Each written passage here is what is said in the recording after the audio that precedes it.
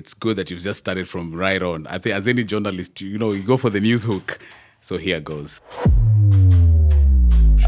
Been at State House, Yeah. been at Standard Group, Yeah. worked for some of the biggest media houses, Yes. done the best stories. Yes. Such a big name. And here you are, December 2022, arrested. No? Stun grenade and non-lethal weapon cannot be able to cause death. But you had it. Yes. Why did you As have a a grenade souvenir, in and that should be church? frank. All right, welcome back to the newsroom. This is a show where we look at journalists' lives, and just discuss the strengths, the weaknesses, the challenges that has faced the men and women who are actually always in front of your televisions, bringing you the stories that you love to watch.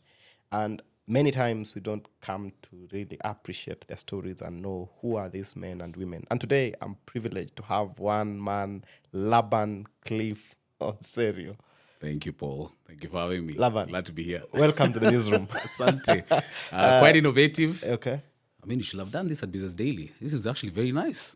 It was work in progress. It was work in progress. Yes. We have actually Yes. had thoughts of making sure that we even have audiovisual podcasts. Wow. We started some nice podcasts that are Yes. doing very well at the Yes. Business Daily. Well done. But a storyteller is always a storyteller. For sure. Platform change, but you must tell the stories. For sure. Laban, allow me to take you back to December 2022. Wow. I thought Yeah, you were I going to was ask me in to the introduce newsroom. myself first. No. I mean, we are not going into introduction. Okay. You will introduce yourself, but Yes. I think December 2022, Yes. many people have known you, big name. Sure.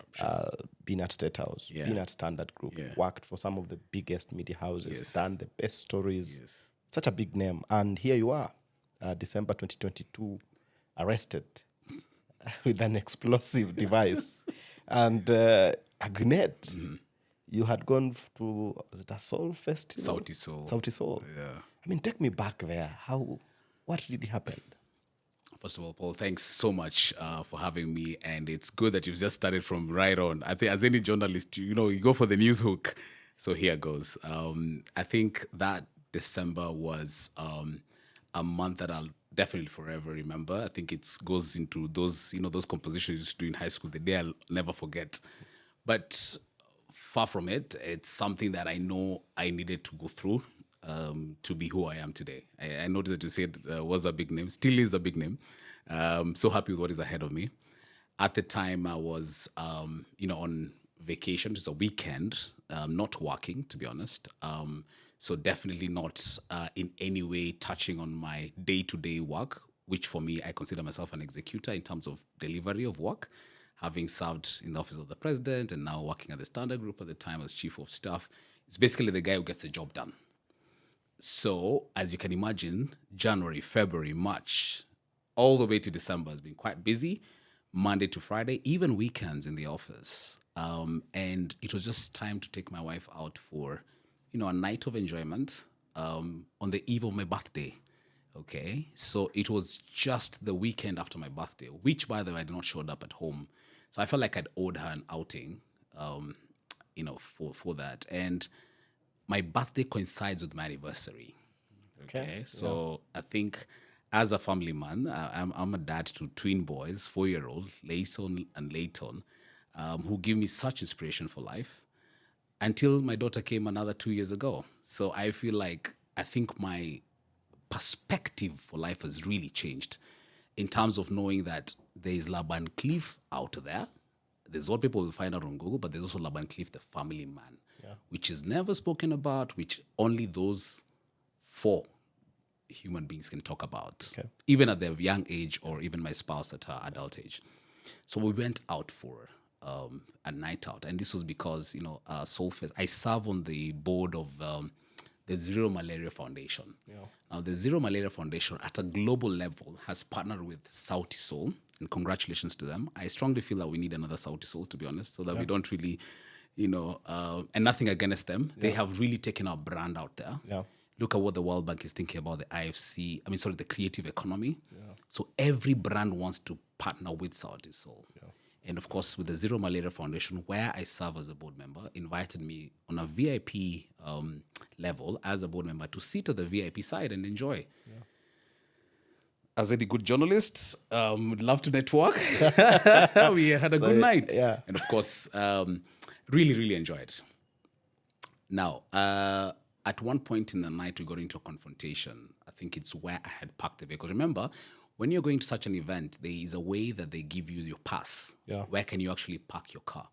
And I like that sort of events. And I'm saying, I'm repeating on the events because I'm also an event MC. I like it that when, you go in, that you have, event organizers directing the crowd, where to go, what to do, sort of what we've seen in international standards in the UK and the US.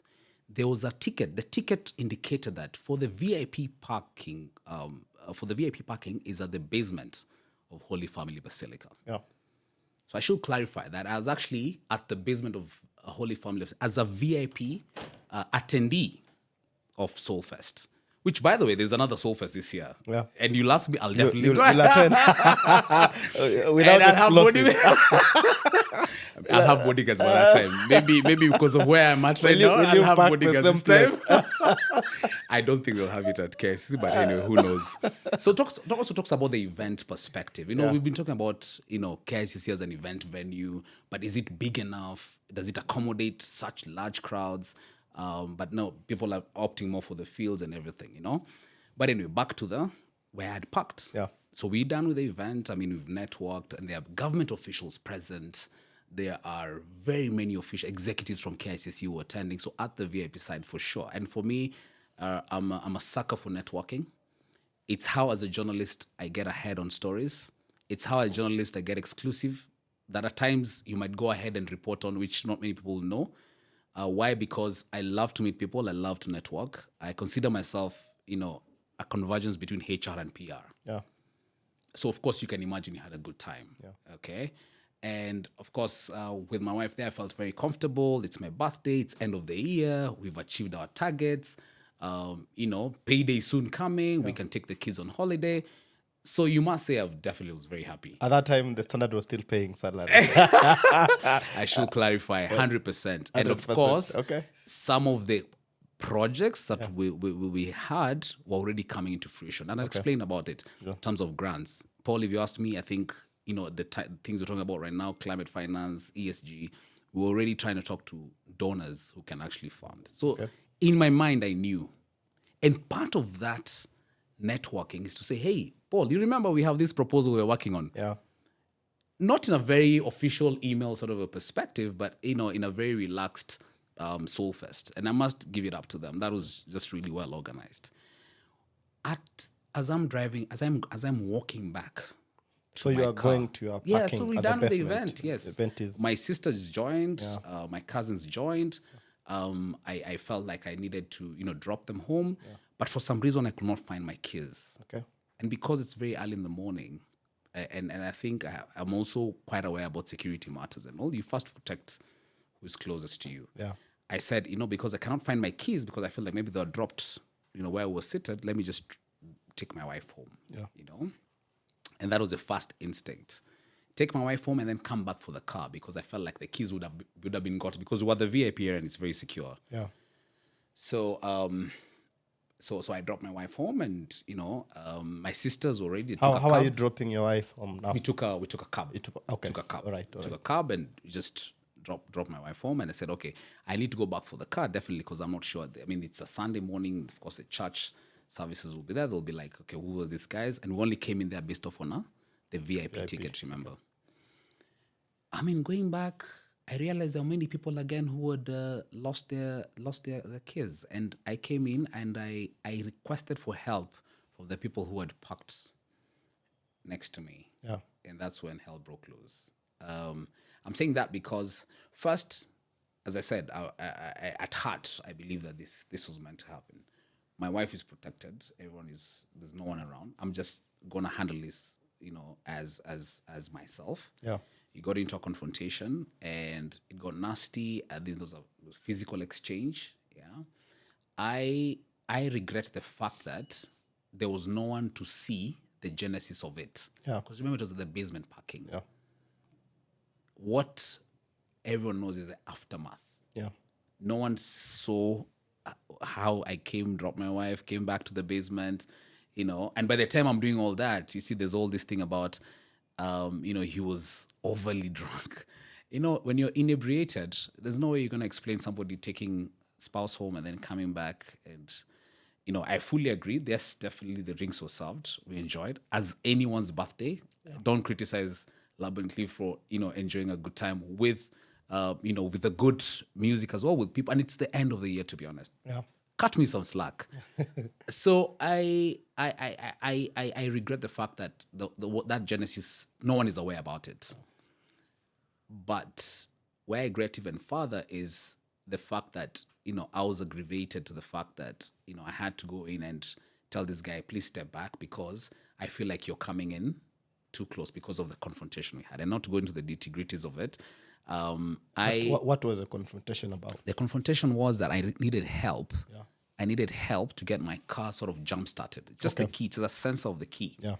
To get my help jump-started, to get my car jump-started. So the guy kind of thought that I was being overly too demanding, or like, you're trying to, and I don't know whether there was a perspective of saying that I know this guy or something, no. But I just felt like he did not want to be talked to, and that didn't come through. And as I said, some of these things you learn. Maybe I'm overly too friendly. You think that everyone wants to help. Not everyone wants to help. You think that you've parked maybe in a church, so, everyone is Nice. nice. No, not everyone wants to do it. I mean, so... And I was like, okay, wait, but step back. It doesn't have to turn into a fight, Yeah. So I retreated to my car, and I kept being followed. Remember? So you now have your key. Yeah, I have my key, but it cannot start. Cannot start. So there's that. Yeah. I just needed a sort of a help on the jump set. So I'm asking for help. Yeah. From this person, and of course with full respect to him. I mean, we reconciled, and I mean it was just unfortunate. Yeah. Now, in self-defense, I acted in self-defense. Normally, of course, I know and I'm fully aware of the firearm laws, explosive unit laws, and everything. You cannot even retreat to your weapon, even without the same level of attack. Like even if you came with a machete, there was no way you draw out your weapon. Okay, and this is actually clear on the Firearm Act and all. I'm fully aware of really the laws that govern the whole thing. The said grenade was informed, and maybe not to go into the details of it because it involved a lot of ballistic research and everything. The report was clear. It is a non-lethal weapon, a stun grenade. That's maybe what was out there. I don't want to go into like sort of a judgment in terms of, okay, what exactly was it? Stun grenade, a non-lethal weapon, cannot be able to cause death. But you had it. Yes. Why did you have as a grenade souvenir, in and church? To be frank, In see church, now in the church, the basement. A grenade in church. Yes, so basement. That's what I'm saying. The news hook. It's a news hook. Come on, I'll do the same. Yeah. I'll do the same. If Paul of Woolen is caught with a grenade in church at the basement on a Sunday morning, definitely, that was definitely going to be page one. Yeah. A spread, for that matter. Exactly. But have I explained to you, why was I at Holy Family? I was at the VIP parking area for anyone who's attending Solfest had to park at the church. VIP, I didn't go to church because I wanted to park there. Ideally, in my mind, I need on parking where? At KICC. Yeah. And in fact, having worked in government, there is a reserve for government cars at KICC. So I was definitely sure I was going to park at the Comesa parking or something. But remember, there were food vendors there. So there's no I was going to park at Comesa. Yeah. So let's demystify that. Second, he's coming down and he's trying to, talk to some ladies. As I mentioned, I was with my wife. God gracious. Yeah. I was with my wife at the Solfest, And I'm saying that because, I mean, it might be perceived that I dropped her home or I was alone. So I was just trying to, have a good time. But to be honest, so we've demystified like that. I've just been frank. And I like this sort of a conversation because you and I have served in the newsroom and you'll definitely know the angle points on this. Yeah. But to the police, to the security guard, a non-lethal weapon at the basement of a church on a Sunday morning at the wee hours definitely is going to cause eyebrows. Yeah. And I have good respect for all those people who showed up. By the way, Paul, we are very good friends with the anti-terror police unit. I have so much respect for them. I don't pray that you get into trouble, but I pray that one day you might want to tell their story of how every day when you wake up coming to Maudhui House and doing the kind of good work you're doing, somebody is not sure whether they're going to go back home. And for me, there's nothing else that those 12 days taught me, even when I was being bashed around, that these people actually live. You know, that you live your life fully. Yeah. You imagine if you today you show you're not going back home, you're anything can happen. The enemy can come. But they know I might go home or might not go home. I just explained to you about my 3 children. Yeah. And my wife. There's nothing that can rip my heart apart knowing that for sure today I might just be called to foil an attack. You know, and you know, you might not go back. So before we get there, so do you I get was already to talking your- about my do 12 you days, get- my Christmas. before you get to your Christmas? So My Christmas with your them. Christmas with Yes. the anti-terror police squad. Yeah. So you get into your car and you pick a grenade in your boot. What you're saying, it's Let's call it an explosive. an explosive. Yeah, because to the common man they'll say you want to kill somebody. And yeah. do you threaten these guys with it? Just tell them to step back. You tell them to keep Step off. back. Yeah. It's a non-lethal weapon given to me as a souvenir. As I said, I have friends who have served. I am also in a sort of a military family as well. I understand the laws, and I knew for sure it was just a deterrent. Yeah. It was a deterrent. Remember, I'm alone. This guy had company as well. He had friends he was with. You get? He was definitely heavily inebriated as well. At the time, I was looking at it as like, okay, just step back. And I know some of these things can go wrong. Yeah. I know they can go wrong. I'm fully aware about it. And that's now why, reflecting, I'm asking myself, okay, should we have said by 12, let's go? But let's face it, Paul. I mean, you and I. I mean, you are there for the 12, Solfest. It's when they the action checked is in starting. to start at 2. Yeah. And let's be frank, because sometimes when you read these things online, we tend to put in a holier than thou thing. And I've not even, gone into the spiritual angle that this had on me. But let's face it, no event ends. The main act shows up at what time? Most likely after To the midnight. event organizer. In fact, I feel like there's a radio call between them. Yeah. How many plates of food have you sold? How many, bottles of wine or anything? Like they try and make sure that, The they've main act comes as late as Sort of. possible. Yeah. cleared there. And maybe you can bring an event organizer. I think maybe it's always very well planned. And you can imagine being at the VIP area, it's well set out, the networking is good. And of course, being an executive, you really don't want to, what is it called? Like tanter your name or, like to be overly too irresponsible in front of other executives who are also there. Because most of those people also the VIP area are senior people in government, in private sector, in the NGO world. So but my mistake, declaring, this is what you have. So that's another lesson. Then police call the radio call. So I'm now going back to my latest passion. Yeah. My friend, if you ever doubted the capacity of the Kenyan police and the military, okay, information sharing, intelligence gathering, and everything, ask me. Forget about your phone. I think it's been overly done in terms of, oh, yes, they're listening to my calls or anything. Okay, within minutes, the local authorities knew, the systems were called, so the ATPU were called in because it was deemed. I mean, Paul, surely, you don't make this stuff up. Yeah. It is December. I'm at Solfest because I was invited by Zero Malaria Foundation, where I'm actually sitting as a board member. So I'm coming in at some sort of a work social. Yeah. But because of that, because I'm waiting for a work social and I've not been available in the week, I bring my wife. Okay? It's mid-December. It's like another week to Christmas. Okay? A few days ago, there was this notice around police circles that there's a terror threat. I mean, how? So when you ask me about this, oh, you should not have been there, and I like how, councillors just put this thing, I was definitely meant to be there. What I went through, God had seen it end to end. Okay? It's now how I react accordingly. Yeah. Okay? As long as I'm still alive. As I told you, there are people who wake up and they don't know whether they're going back home. So ATPU came in, I was processed. Okay, I was processed. I gave out all my identification cards. The car was towed, the car was dusted, everything. But don't forget, it's in the record minutes of how they showed up there.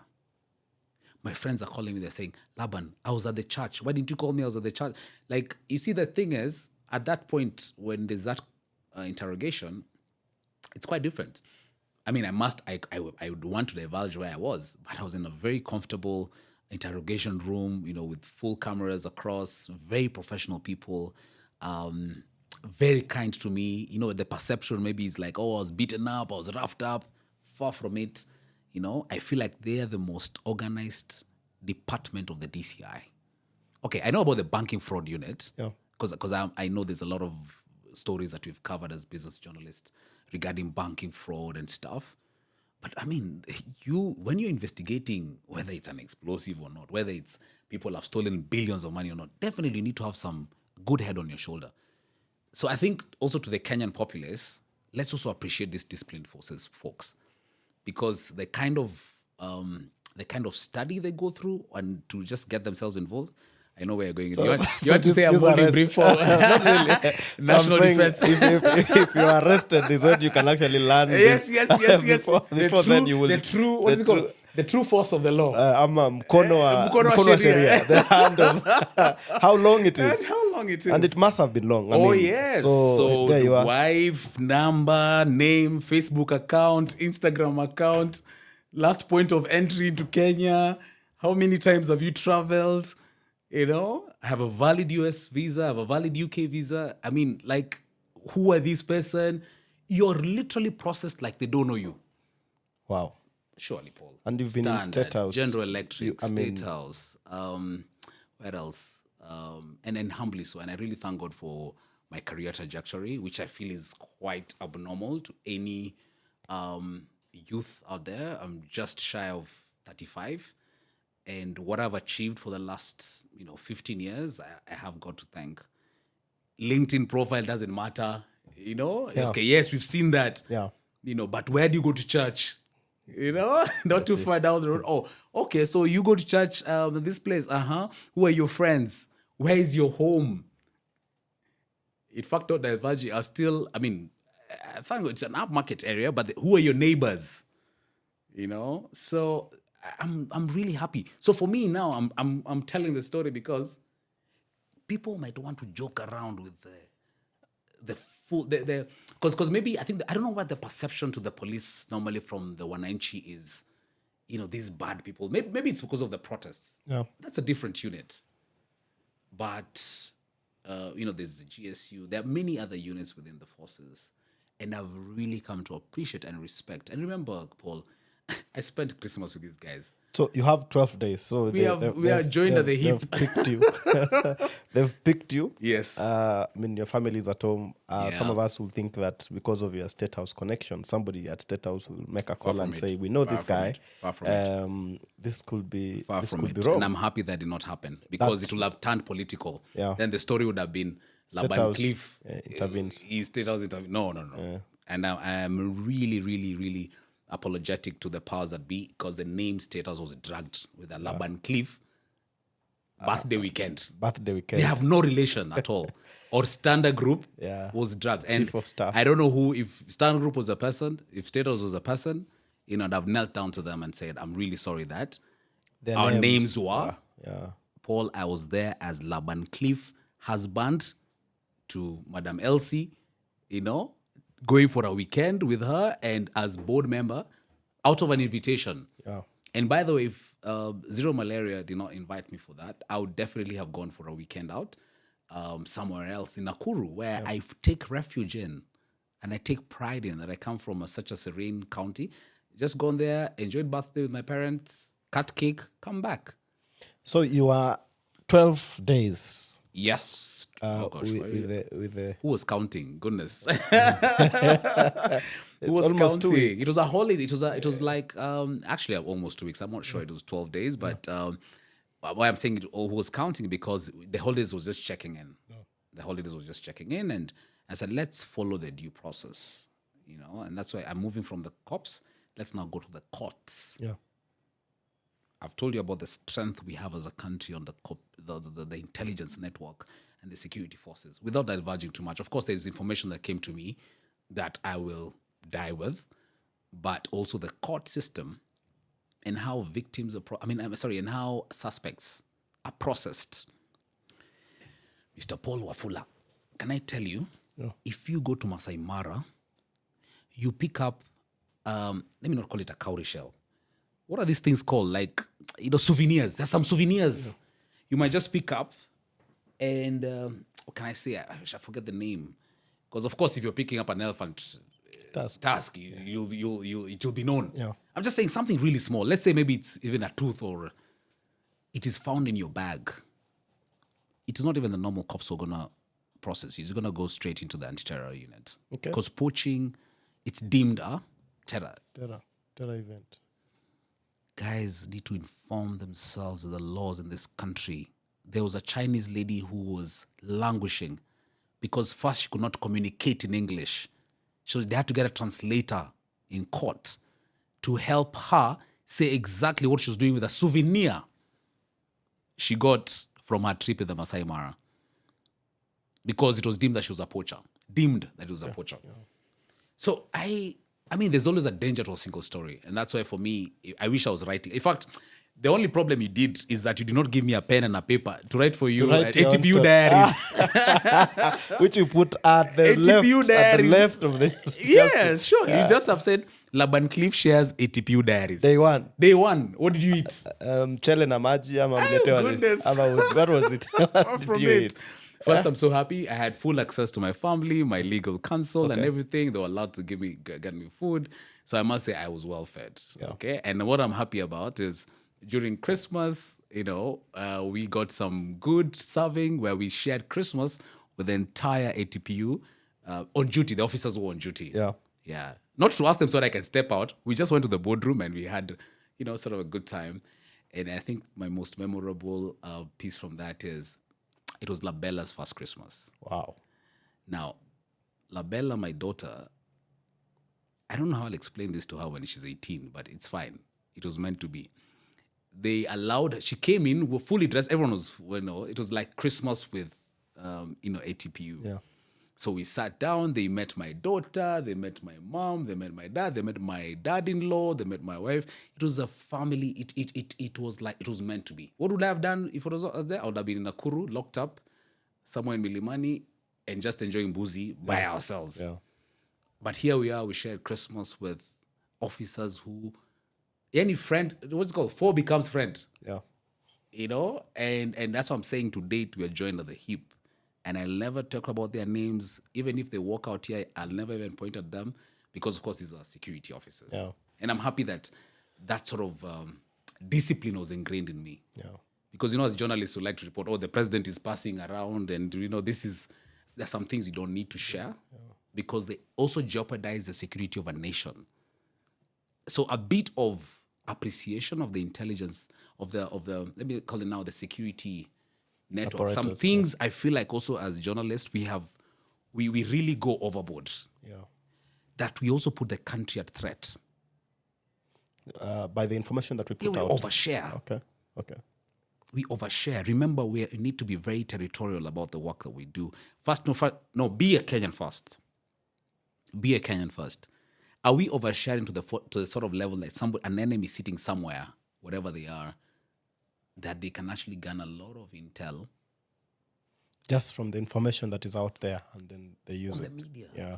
So where is our nationalistic sense? Where is our patriotic sense? And as I said, that's a story for another day. So go for it. Patriotism is seen very differently. There are those who believe that by reporting factually, accurately about an event, and being able to change or smoke out the wrongdoers, that is a sense of patriotism. There are those that would look at what they think is a bigger picture, like when we've reported Somalia, for instance. I've been there several times. Yeah. And there are those things that you'll have a discussion even with the military, and they'll tell you out of respect for the country or the fallen soldiers or whatever. These are things that you might know, but you don't have to put it out. And some of them make sense. Some is debatable, but that's a story for another day. True. Of course, the courts now. You hand over the issue to the courts, and the courts find that... Yes, so they had to go to ballistics. In fact, what delayed the whole thing was, is it a grenade?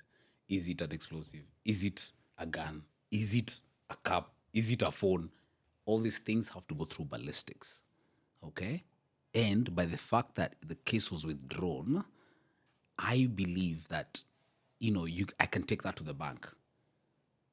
In fact, it's good that they put me through that right now. And maybe that time I was thinking, oh my goodness, I'm alone. I should have been at home, the family. Oh, sorry, I was not alone. As I told you, I was with other people who, in my view, you met your fellow explosive or terrorists. Yes. Were you put in a cell where terrorists or suspects? No, first of all, they gave me my own. I don't even say it a cell. Surely it was a room. It was a room fully catered for. I had a good mattress, a blanket. Yeah. Oh gosh, the perceptions out here. In fact, they have better cells than what you'd get at even Gigiri. Okay. So it's good to lighting. It's good to be a terrorist. No. Gosh, suspected. Suspected terrorist. You'll be treated much better than the petty. Have you seen how they treat petty thieves? Like I feel really, the cuckoo thieves and whatever, really where they end up in some of those cells. Who is a terrorist? Okay, I can go into that whole security definition. But for me, if you're in Kenya and your visa's expired, you know who's going to process you? Remember, you're a threat to the country. Yeah. So that will be anti-terror unit. Okay. So surely somebody from Mozambique is here, was not aware about their passport being expired. Okay, let's face it. Maybe they knew, but they were just hanging around. And they did not know that Kenyan police can catch up with them. They were processed. So, I mean, the guy is not a terrorist. The guy he has a businessman. All these investors who are coming in. And it's just the folly of not reading and understanding the law. Yeah. And that's the beauty about sitting together in that comfortable space. It's like, even you, what were you doing with an expired visa in the country? Yeah. You should you have imagine known. if, I'm saying about traveling to the US. Yeah. I mean, you cannot go past 6 months. You can't. And what will you even be doing after 6 months? You're just going for a conference, cover the story, come back. There's UNGA coming up. It's so clear. You're going in for UNGA, finish, And exit. come back home. Yeah. There's COP29, we're going to Azerbaijan, cover, do your stories, come back. So 2 things before we because our time on this one, on this issue is being taken away. Okay, sure. How did you get this explosive device? How did it get into your hands? Do you always walk with it in your car? No, it's just... As a Safari Rally driver, when something goes home, you throw it at Remember, a rally car is also an explosive machine in itself. Because if a rally car passes here, the kind of noises that it produce. This was just like souvenirs, I mentioned. Yeah. Like just somebody to handed the, hey, what's up? It's fine, you're my friend. Normally, like I like to put lapels. Yeah. And sometimes the lapel might be a camera. Sometimes it might not be a camera. And you've seen what generals do. They actually put pins on people. Like the way they'll say, Paul, you've been such a good friend. Here's my lapel. Yeah. And it was just handed over to me like that. And at times the lapel, that's what I'm saying. What is the lapel made out of? What is it made of? Where did it come from? What sort of metal is it? Is it made out of gold that was stolen from somewhere? Yeah. These are not things that, in my mind, it comes top of mind. But right now, you can be very sure that I'm very careful about, first of all, the car I'm driving. I have enjoyed actually driving my wife's car because I know it is very, very clean and it's very... There could be no explosive inside It's there. just very good perfume running around. So for sometimes, as I mentioned, there are lots of lessons. Do I regret not being there? No, I don't regret. Do I regret processing? No. Do I regret having a big network of ATPU or people in the discipline forces? No, I don't. Do I regret maybe I shouldn't? But again, this was a friend, you know? So how do you, especially when you travel, you get all these things. Either there's a mug, there's a magnet pin or something. But as I mentioned to you about the Chinese lady, remember the Chinese lady was being processed? Yes. Just because of language barrier? Yeah. She's locked up. Wow. To death. I don't know if to date I need to be factual By the about time it, but I left her. You left her. So Still I'm trying going to spend explain. New Years, Yeah. but she's still struggling to find, speak. To find an And it's of course translator. public information because my story was well covered. Yeah. At the courts, you could see everything. Anyone knows behind me. Those are now the people from, I don't know, is it Mozambique or Zambia, some country. They just come in. The perception we have. Did your friends abandon you? Were you calling we people? call What friendship, happened? Paul. What? What happened? How do you call friendship? And I should ask you the same question because when you're out of the newsroom, maybe you have a good perspective of who your friends are. By 3 p.m., I'm sure your call was ringing. Please don't put me on the headlines. Please don't put me on the headlines. True, yeah. So do you term that as your friend or do you term that as your business contact? I think it's a business contact. So, and it's good to separate. And I feel so bad that I did not separate that very early. And I've worked with many CEOs. They know that. They know that this guy is around me because I'm a CEO of this company or I am the president. Okay, goodness gracious. I've even worked for the president's team. Yeah. So I know. And they already know. In fact, who better yet than the president's PA or the boss's PA in government? Who knows that they only have your contact. Ask Moses Kuria. He spoke about it on Citizen the other day. Yeah. His phone just stopped ringing. Overnight. Then he was reappointed. Then the phone started ringing. I will not pick. Will you pick those calls anymore? Because you know what they want from me. Are you waiting for my next reappointment? Or what's happening? Because as I mentioned, I found a new... They're users? Yeah, so it's they're good more for users journalists to appreciate. This guy is only calling you because they want you to take a different angle on this story. Yeah. This guy is only calling you because they want to know whether the president will come for their function or not. Is that your friend or is that your foe? Is that your business contact? Why did I not learn about this? So I know at the time, of course, I picked. Okay, it's good to say, oh yeah, they're my buddies because they are very powerful. If they are powerful, then for sure, some people will have come and said, no. I know Laban Cliff or something. But everyone, I think there was that fear of, first of all, not understanding. As I mentioned, the ATPU, in fact, maybe there's a bit of a rebrand that needs to go through, but they are the best. Yeah. They're the best agencies I've worked with. I know some of the things they do remains very, very undercover. So for friendship, please, if you're in the newsroom, know who your friends are. And first of all, I believe, sadly, that for journalists especially, we might not have really real friends, particularly because of the work that we do, because we deal with many people, and you feel like people are in your networks. Yeah. Family really stands out. My heart goes out to journalists who feel that they're on top of the world, so they break family. I've mentioned my wife countless number of times. My heart goes out to her. I feel really sad that she's more or less a behind the scene, and then she just blew up into the public domain. But I'm grateful that she took it all. Like she was like the buffer behind the scene, especially when I was not there for Christmas with the twins and my daughter. So I would not imagine that tomorrow I'm appointed military spokesperson, and then I dump my wife for somebody else. Yeah. It will rip me apart. Yeah, it will be a sad You get what I mean? Yeah. Yeah. So through thick and thin. So I'm saying that because I know for our friends, maybe you gotten a bit of money, there's a title coming in, as you have seen and as you have reported. Yeah. Today you're there, tomorrow you're not. Yeah. And by the tomorrow you're not, and then the next day you show up. And so it happens. It's really, really funny. I mean, the other day I was listening to Ambassador Martin Kimani, He's no longer the UN Security Council. Yeah. He was speaking about Raila's bid for the AUC. He gave such a continental perspective as himself. Not representing the UN or not representing Kenya, at that time. Yeah. But I thought myself that it's true. At times we might miss out on the media glamour, the lights, camera, action, and people think that you're now gone for good. And now you wait until your next uprising, So I'm very, as you can tell, it has taken me some time to really go back, drawing board. I mean, mentally, just how did this really affect you? Very, very, very, very, very affected in terms of the calls. First of all, hey, I'm just checking in. So if you do a graph, the number of calls that came in for first colleagues vis-a-vis the number of calls that came in from cousins. So okay, cool. So is thinking about me and stuff. Then vis-a-vis the calls that came in to my wife and the family as well. The visitations, people you've never thought about. I mean, Wafula, I'd love to know your friends in high school, the primary, because maybe when you're at the Twin Towers, people don't really know who Waf is. That's true.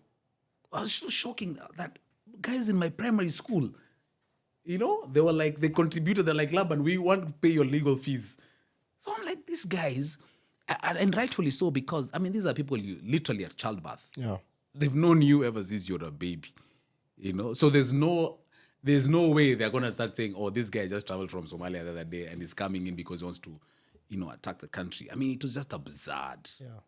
And that's what I'm saying. I wish I even got a pen and a paper and I wrote Laban Cliff Diaries so that I also give that perspective from somebody who's going through it. But I'm so happy that even to date, you appreciate what matters. Yeah. Whether you're in government. In fact, for me, it was a double, what's it called? It was a double-edged sword. Ama ni msumeno kukata mbele na nyuma. Because remember, media and government. Then it was also perceived, there's also a political angle to it. This guy served in the former. It has nothing to do with it. There was a bit of that. There's nothing to do with it. And the first thing that will come in our journalist mind like, is yeah. this guy pick up a grenade at It's status right, and walk around with it. And Yeah. maybe in the heat of Maybe the I should have moment. even I wish I was allowed to record. Yeah. I wish I was allowed to record maybe because I'm more of a broadcast guy. Yeah. Maybe I should have had I don't know, at the time I wish we even had the road mic. So maybe something portable or maybe just talk about like a podcast within the network. Talk to these officers, Yeah. how they wake up, how they're serving me breakfast, how we're having lunch, what do they do when they're going to war, how they're always on standby. I can't imagine. At times there's winding down, right? At 5 p.m. you're winding down, you're going home. But at 5 p.m. there's somebody who's in uniform ready. For anything. For anything. Yeah. I'm imagining myself, what? How does this happen? And that's why this attracted me to the National Defense College. It's the only institution that offers security training in this part of Africa. Only 4 years old, but Paul, you look out for the National Defense University. I think what is happening there is quite different. It's unique. I'm so happy that they embraced me. They love me. I'm actually the only journalist in my class. I'm doing my master's in crisis management and crisis response and disaster management. Okay. It's a second master's. I mean, I'm happy I'm talking to a CPA powerful. I mean, you understand what it means. Yeah. You go to a newsroom with a different perspective. Exactly. You understand balance sheets. We are talking about ESG and how critical it is at the moment. The triple balance sheet people, planet profit. Now I've gotten a sort of a different passion into peace support. You remember what Ambassador Kimano was talking about? Yeah. What is Africa's peace, strategy? What are we doing in terms of protecting our borders? How is the AUC going to play itself within the global geopolitics? So that for me, and remember, how did this come out? Because of my 12 days. Exactly. So there's always a silver lining. There's always something. I'm like, goodness, there's big things, So tell me, what are some of the regrets or the lessons that you quickly picked up from that experience? Yeah. So every Christmas, I know you'd get a good package from some of your friends who would send you a bottle of wine and send you a bottle of whiskey and stuff. I'm saying that, Paul, because it's a true practical story. There's a friend of mine who's a business journalist, and we deal with a lot of corporates, and they always have this list of people they appreciate. And he I think, resigned, without divulging the name. He resigned in September. He used to get Christmas cards, flowers, and everything. Then when he resigned, he only got one card. Wow. You know the way the newsroom gets, it becomes very busy. Yeah. In fact, this one is going to WAF, this one is going to so and so, this was. Then you're like, wait a minute. Oh, God, goodness, guys, look. And in fact, some of the time, if you've even not shopped, you take it home and stuff. So first of all, regret knowing who your friends are. How much is too much?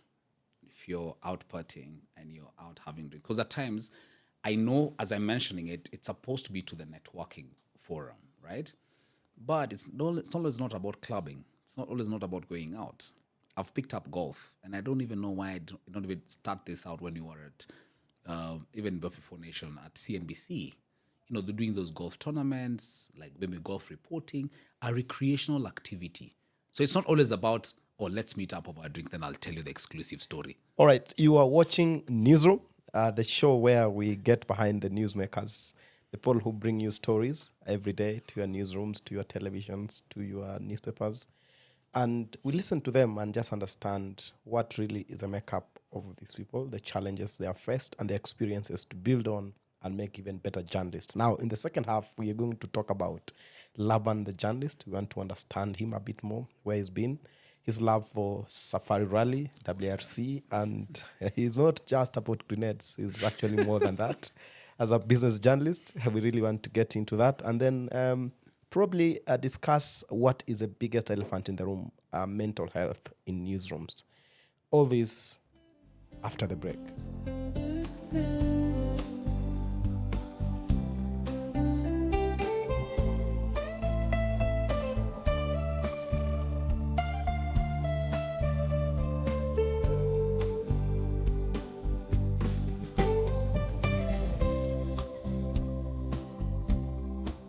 All right, welcome back to the newsroom. My name is Paul Wafula. Today I am with Laban Cliff Onserio. This is a show where we go behind the stories of the newsmakers just to understand their lives and times when they are not getting you those big stories that you love watching. Laban, I mean, Yes, for the sir. benefit of the viewer, please tell us who is Laban? Where do you come from? And just how do you get into journalism? I like to identify myself as a boy from Nakuru who came to Nairobi and shook up this county. Anyway, I have a thing about my colleague residents of Nakuru. I think we come here, we're very hungry in the city. That speaks to me when I showed up here in the year 2007 as a student at Strathmore, took up Bachelor of Commerce, never imagined myself in the newsroom, very hungry for success. As you'd imagine, took up a servant's quarter actually next to the university and, I'd cook for myself just to save on costs and this time. And of course, Strathmore is really a premier university. You are talking to an alumni. See, that's why we identify with the CPA. So I am grateful for that molding. It's at Strathmore where I met people like Jim McPhee, who, would tell you about accounting concepts that, I did not know I'd use in the newsroom. You look at the financial results, I'm sure you look at them in a different set of eyes. 4 years on, I joined as a public relations representative. Here I was just in the student body, the first ever student body at Strath. So I'm grateful for that, through that exposure and that kind of being out there. I think that has also helped me just, what is it called? Being in the arena. There are people who go to university and they're just hostels, home, that's it. So I was always in the arena. If it's a function, I was there and stuff. I got my first chance to go to the UK through that, and I'm grateful for that sort of an exchange program. It's at Strath where I was identified by General Electric. Okay. I should actually, before General Electric was actually Career Connections, who are the top executive recruiters. I think offline we're just talking about how I'm helping people find jobs. And I'm doing it pro bono. you need to be paid for those services. So maybe I need to go back. I mean, as This is your as HR parents, hat. you can imagine now we're raising fees now. Yeah. Anyway, but I think I've been a good guy, to be honest. Right now, I think when you put money onto the table, it kind of changes The equation. but it's okay. Should I go think now back. I'll be You should go charging you. back. If I get you a job, I'll be charging you. So I'm happy with that it's another revenue stream that is coming through for me. And it's coming from my first love, which was HR. So I think my mentors then considered that I would be a good HR practitioner. But who would have thought you actually need a HR practitioner and a PR communication practitioner to make a good chief of staff? I'll come to how I'm in the chief of staff. So from GE, went in, got really good feedback. I was told, Laban, you have very strong personality in communications, PR, marketing. You need to consider a career in the comm space. HR can be your 20%, but communication is your 80%. And I took that to the bank, and I think I'm cashing out now. Yeah. Because I straight went on to CNBC, and Wafula, this is a challenge to you. I know you leaders in the industry as, the president of the Business Journalist Network, particularly the FJSK. There's a big opportunity in trying to bring back the glory of business, just enhancing that business reporting. Yeah. It's because of the Diageo Business Reporting Awards that I was like, oh, wait a minute. I can be on Bloomberg, I can be on CNBC, and I can actually be on Financial Times. It gave me the confidence because I went to London, I got an award as the best newcomer in Africa. I came, as soon as I got that award like this, Bloomberg started calling. Remember, Bloomberg was setting up shop. Yeah. which is another business case study we need to talk about. It pains me that Bloomberg TV Africa has opted for Rwanda as their Africa headquarters. Very sad. It's very sad, especially for the business journalists who are out there, really good guys. I look at it and I hope that they can, rescind the decision and consider Kenya as the Africa headquarters. Nairobi will be the best place to be. 100%. Not for any other We don't want to go for reasons. geopolitical not conversations, really. but it's a it will be. vibrancy. I think it's a vibrancy of business, the quality of journalism, the access, everything is happening here. I don't know. I mean, from a very young age at CNBC, with Larry Mado, Boni Tunya, Beatrice Gashenge, Claire Mudhinji, Rachel Mudene, all these guys who are now at BBC, CNN, I mean, the quality of stuff we're doing, 9 o'clock you're on air, 12 o'clock you're on air, 4 p.m. you're on air, you're actually giving the precise business news. And now you can go back to my university days. You remember Dr. McPhee? Yeah. And the whole BCom accounting conversation, it really helped me with CNBC. Now, I only signed up with CNBC because, of course, at the time I came, then Nation came calling, and I'm really glad that Nation gave me 5 years of my time was at Nation. And I think the highlight for me was going to Reuters Institute. I was there for 3 months. I encourage any reporter to please consider them. I've mentioned a few names that we're looking at. I mean, young guys, top of mind. I mean, Noah Kipkemboy, Jimmy. They're all this, Nina Shaban, Jasmine. I just hear them every evening and I'm like, that was me. Yeah. And I would just encourage that fellowship to give them an oomph into what actually Financial Times is doing, CNN is doing, and then you come back home. We're not saying resign. Then you come back home. Then you realize, oh my goodness, I think we're just scratching the surface in business journalism. That's why, in my view, Business Daily was definitely a pet project. Yeah. I considered Business Daily the Bloomberg of Africa. And that's why I challenged you. We started the first Business Daily podcast with Mugambi Mutegi. I know there's a whole back and forth with Wallace Kantai, a renowned business journalist as well, my boss then, who did the podcast. But it was just, everyone was psyching up to, Paul, I'm up at Nairobi Club at 5:30 in the morning. Yeah. I may not have time to read the entire Business Daily. Can you please put it in a podcast? That you can just listen. So I can just listen as I'm on the treadmill. Things, yeah. And that's what happens with many executives. Yeah. They want to know what you've written on the front page. They want to know exactly what's there. But at the same time, this is when you realize culture is strategy for breakfast. Yeah. At times, if it's not in you, it might not happen. So I did 5 years there, and I just stepped out. It's something I'll honestly be always grateful to Nation for that exposure. So this is what the FT is doing. And I can see it a lot in Harry Misiko. I think he went, for a Chevening scholarship or that's one right. of his. Chevening. So I feel like that helps. Yeah. That sort of a perspective helps. And that's why when you ask me about Bloomberg going to Kigali, I feel like we have we need to lobby. It's painful. We need to lobby Mike for Bloomberg. me, I had that. We need to lobby Mike Bloomberg. We will have a conversation with Mike Bloomberg and get the reasons. Yeah. But Nairobi has become also a very difficult place to work. Many companies are struggling there. I hope the president is listening the and issues the government is around, listening. all these issues around just cost of living, taxation. They a friend of mine told me that with our neighboring presidents, they're so jealous of what Kenya has achieved, and it's okay. I mean, there's good competitive, what's it called, rivalry, which is good, right? But then they lay out the red carpet for investors. Exactly. I don't know what we lay out for investors. They lay out a red carpet. What do you think we lay out for investors? Bureaucracy, I will say, because try walking around government offices to just get things done, even just opening a company in this country. That's why there was the delivery unit to just get it done for the president. Yeah. I feel like there's always a miscommunication because, we have this unit well done by, the Tony Blair Institute in terms of just executing, I believe that the powers that be can check out how this matches out. But anyway, if you were to, you've had stories. I was in a conference here where a Tanzanian businessman who was putting up a big plant in the gas industry. He came, did all the paperwork, tried to apply for the license, all silent. No explanation why it's happening. So you don't believe, because Ken Invest is doing their one-stop shop. Do you feel like that is there's some work to be done in Okay, that still space. more. There is. I think you need One-stop shop. the I don't know what they call the political goodwill, Goodwill, which is entire national government approach, where if there's an investor willing to put up any sort of investment, there should be just be one door. Yeah. They knock and nothing else, and they get everything done.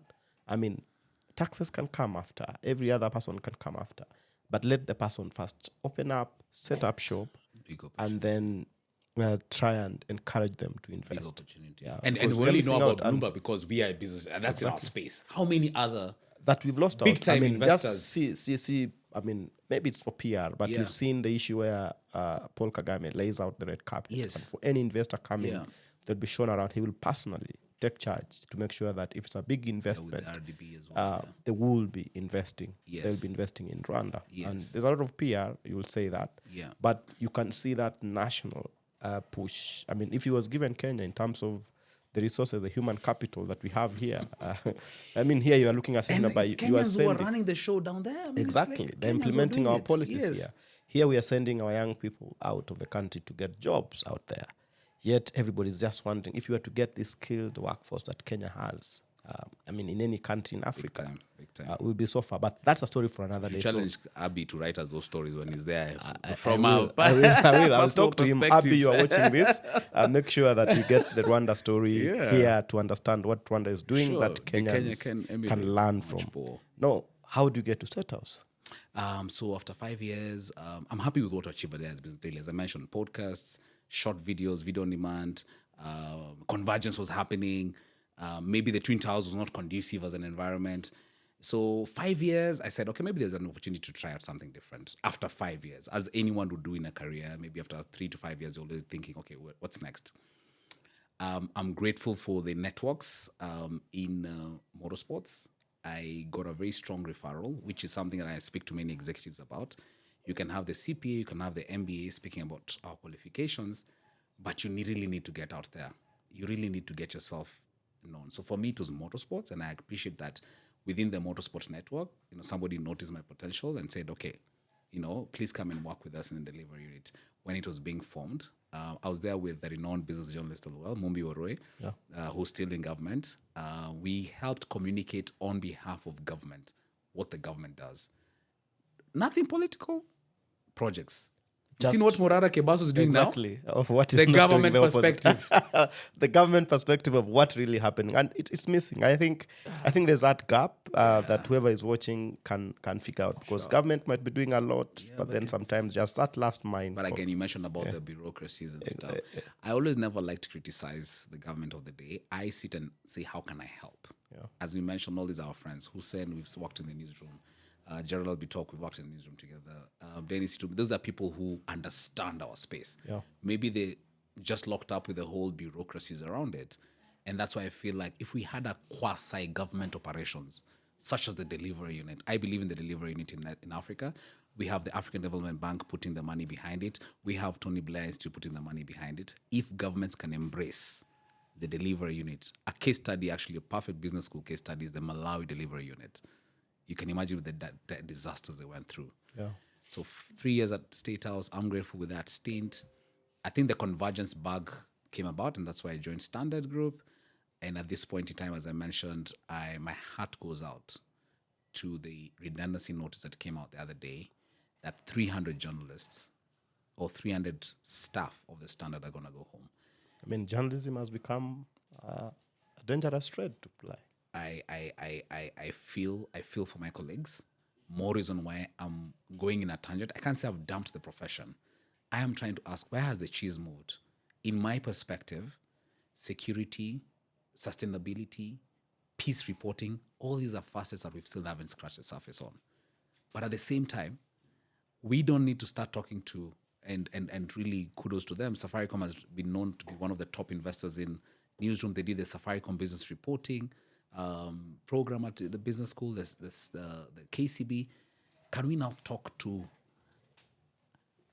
donors for grants? Can we do proposals, Wafula, to tell donors, look here, we want to cover the story about the Nairobi River at a very, very good perspective, and we want you to take this project for the next 3 years and another one for the next 3 years. So you create a revenue pipeline that's different from the advertising pipeline. Yeah. I think maybe also the commercial team, maybe they need to look at it differently because we maybe are focused too much on it. But I strongly believe, and allow me to just mention the two because both of us have worked for both organizations, and I feel like if you've not worked for Standard, the only two listed media houses. Yeah. I believe that with the Aga Khan shareholding, it's a bit difficult to steer the ship because there are many other business interests that accommodate that. Okay? But with the shareholding structure at Standard, okay, without divulging too much information, there is an opportunity to have a capital raise, capital injection, okay, whether it's debt or equity, plug in money into the system because remember, $250 million has been invested in a fantastic newsroom. Yeah. But you're chasing away. I look at that newsroom and It's I haven't world-class. seen one like that in Africa. Ask me about it, Yeah. Paul. I have sat in London for over 90 days with the likes of Sophia Kenye, with the likes of the late Komla Dumo, with the likes of Esther Kahumbi, if you remember her. Yeah. Fantastic. Beryl Wambani. Yes, I do. I'm like, there is a big opportunity. That newsroom is a replica of what is at the BBC London, Oxford Street. There's a big opportunity to say, guys, look here. Okay, let's create a climate desk. Everyone's talking about climate. KCB has released a climate ESG report. Upside is releasing an ESG report. We have Safaricom, which I'll be moderating. I'm happy about it. That's going to be in the Africa Shared Value. Okay. Safaricom is releasing. Everyone is looking forward to the Safaricom sustainability report. Can we just have the likes of Wafula train some 5x BBC journalists who are let go at the BBC because they closed their business desk? Can you imagine? It's BBC closed their business desk at a time when Bloomberg is investing in Kigali. Explain that to me. I think somebody's seeing an opportunity in the future. Somebody's looking at the challenges of the day today. An Because entire that's the entire mix there. Because if you have to look at what's happening today, you will not invest. But if you look at what will be the demand in 5 years' time, then you put in all your resources because that's where the world is going. People want to know what's happening, and nobody's going to be relying on foreign media to report Africa. Yeah. So you want to make a decision about investing in the Nairobi Stock Exchange. Sure. You want to read what's happening in Nairobi from a Kenyan or a Nairobi journalist. So it's something that is big, and everybody's looking at the region as a block. I think the problem is if you report Kenya, Rwanda, Ethiopia as small units to a big foreign investor, that's such a tiny market. Yeah. But if you put everything together and presented a story about the region in terms of the opportunities that do exist, then somebody will be listening to you because it will. I'll be frank, and I mentioned Bloomberg, and rightfully because I'm a Bloomberg fellow, I sat down for a program with them, and I know there's a Bloomberg Philanthropies. Yeah. There's a way you can attract funding through their climate resilience conversation. Have the climate desk fully funded. It can actually be a revenue stream for other opportunities. Yep. We spoke about the financial reporting bit. That's only on a business perspective. Yeah. For the political reporters, there's a conversation right now on good governance. How do you encourage the Gen Zs to decide well about the next president? And there are donors who are willing to help, particularly the USAID, on good governance. And it's okay, you might want to mix it up because it doesn't look like you're receiving grant money from the USAID and not the UK aid. You can just create a structure around it.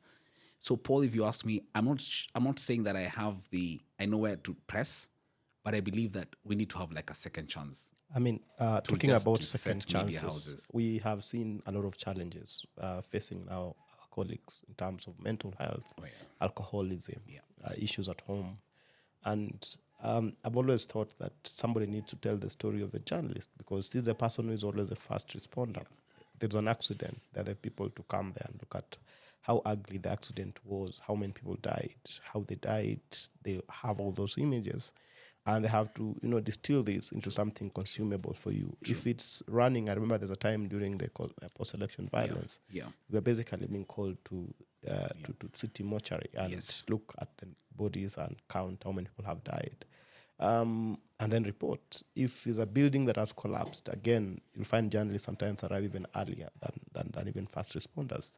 And this takes a toll on you. Sometimes you look at stories in terms of just numbers. Then, there's the pressures of the job. We've seen journalists that for some strange reason they were unable to deal with the fame that came with the job, and they went into drug abuse, or the challenges of retrenchments and redundancy, or the big names moving, and but bottom line is that we watched a story that really was very painful about mental health. What is your take on this? Paul, I'm here because of the good work you did in your previous podcast where you hosted Team, Otiato, and Dominic. Yes. Arguably, in my view, if I was sitting on the business desk, like I would say top 3 excellent reporters. I got a first-hand perspective with Dominic when he traveled to the Citibank Journalism Awards, where he was in Colombia for some time. Yeah. That's where I noticed his passion. Team was, all of them are very well known. Their candidness into how they experience the newsroom reflects a lot into also what I went through. As I mentioned again, how much is too much of your vibing out there? Okay, I've met journalists who are meeting CEOs in exclusive clubs, restaurants, hotels. And this is in a bid to kind of cut a story or to try and use that.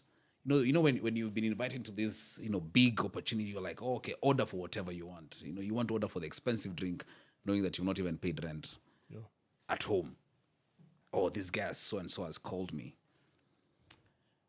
But I think the rise has changed. I wish I knew better. I'm just speaking to the younger journalists. I mentioned their names and I don't want to mention them here. They'll know themselves, the current business journalists who are, quote, high-flying. Some would like to remain humble and behind the scene, but it always catches up with you. And it's always the people communicating to you that say, okay, Laban, please come for a drink and stuff. So how much is too much? How much can you afford? Can you afford that drink? If that person is not there, can you afford that drink? So alcoholism definitely is there. I have resorted to family. Like, I know my fallback plan is family. Like, knowing that even if I'm fired today, the family still exists. I try and get an activity over and above the newsroom. Some people find their identity with lights, camera, action. Okay?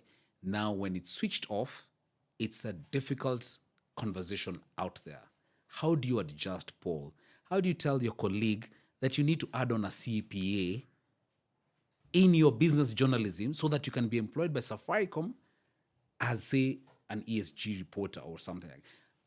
I am trying to go back to school at the National Defense College to open up my opportunity into the space of peace and security reporting based off on what God took me through.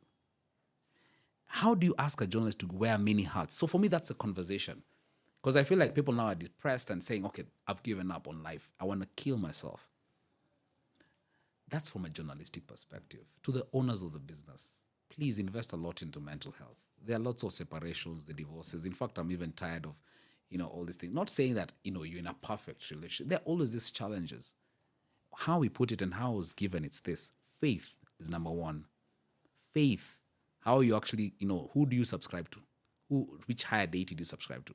Finances. I never knew this, but I'm happy I married a very good financial planner, and, because you can imagine. Yeah. Wow. I mean, today you are here, you go for a conference, you get a per diem and all these things, but it might just get confusing. And then finances is critical. Family, family. How's your respect? How's your regard from both your closest, nuclear, extended? Fitness, mental awareness, that mental opportunity. So faith, family, finances, fitness, and I'm forgetting the first. My wife now. I mentioned faith, family, fitness, finances. I'll get the other one really quick. But I think those are the F's that you kind of even judge yourself on, and you ask yourself, friendship. Friendship. Who are your friends? As I mentioned, who are your friends? Who do you call? Now that because you're off state house, do you still call? And everything? I call these guys. I'm like, hey guys, by the way, do you know there's this thing? You see a mistake online, you say, hey, by the way, it's just the goodwill, the good heart you have, whether you have the money or not. As I mentioned, we are all here to make sure that we give our kids the very best. I've also drawn a passion into just talking to men. Because I feel like maybe the ladies talk amongst themselves and sisi watu wa TV. In fact, I'm happy to use that term today. We are actually a special breed. You don't want to look like your You don't want to look like you're losing out or you're failing, you know. And I'm really happy I found a special friend in Mark Masai, because we've served together for a while. Hudhaifa Eden just went to the US for his master's in law at the University of Berkeley. These are people who would call me and shout at me. Can you imagine? You know, you expect, oh, why are you shouting at a news anchor? Surely, I've even worked for government, but they know because they have a history with you, and I'm saying that because they also have that quote celebrity tag. Yeah. So there's nothing new you're telling them. Yeah. So I feel like I'm in a safe space, you know, around these people, and they're like, okay, this one changed, this one changed. Okay, what are you doing here? What are you doing here? You know, how are your kids going? How are they doing? Oh, what schools are you taking them? Oh, I noticed this is a good school here. And I'd honestly pray for the very best, especially for those who are being declared redundant. My heart goes out to them because, especially for me as a chief of staff, I feel like the onus is on me as a court leader to really say, okay, what could you have done differently? Yeah. I was just coming out of business school, and that Kodak case The Kodak might moment. just be applied to, you know, whether the executives, when did you stop taking pictures? I mean, look at all your beautiful gadgets. As in Kodak film, they were just wiped out of business in one flash. Yeah. Is this the end of journalism? I doubt. Is this the end of media? No, I doubt. But can we give it a second thought? I believe there's another opportunity. There is an opportunity to have like a media 2.0. Yeah. I'm speaking from a I mean, when you sit out like that, and of course speak from a vantage position, having been there and looked at things from outside, you've been at State House, the advertising equation, where government uses advertising to, you know, get its way with the media. first of all, I think I was labeled as stupid who leaves government to go back to standard, you know. And Paul, I'm a very deep guy. Like, I value friendship and I value people who've brought me to where I'm at. Yeah. Dr. Jim McPhee took care of me when I was a nobody from Nakuru at Strathmore University. He would tell me to pick up papers. You know, when he's walking around, he makes sure that his environment is very clean. Yeah. I signed on, not to even work with the CEO, to actually work under his leadership at the Standard Group. At the hearts of hearts, there is no board member who I know would have the heart of Standard Group than Dr. Jim McPhee did. So I knew for sure if SG would get it right, there'll be a big opportunity. And everyone yearns for a good competitive landscape. That's true. You don't want, one, media house having a 70% market share. And kudos to the market leader. You know, everyone will talk about Royal Media numbers, everyone will talk about the National Group numbers at a different perspective, where digital TV and everything. So from a vantage perspective, and I speak this based off on all the leaders I worked under and with, both at the board level and at the CEO's office. They're at the heart of hearts. Everyone wants the company to succeed. Yeah.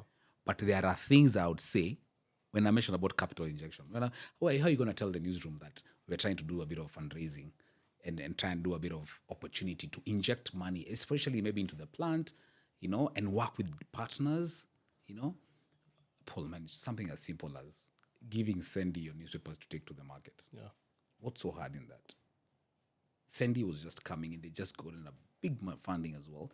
They were yearning to help the industry, not only Standard or Nation or sorry, I'm forgetting Radio Africa, Do the last mile. to do the last mile. Yeah. Why don't we do that?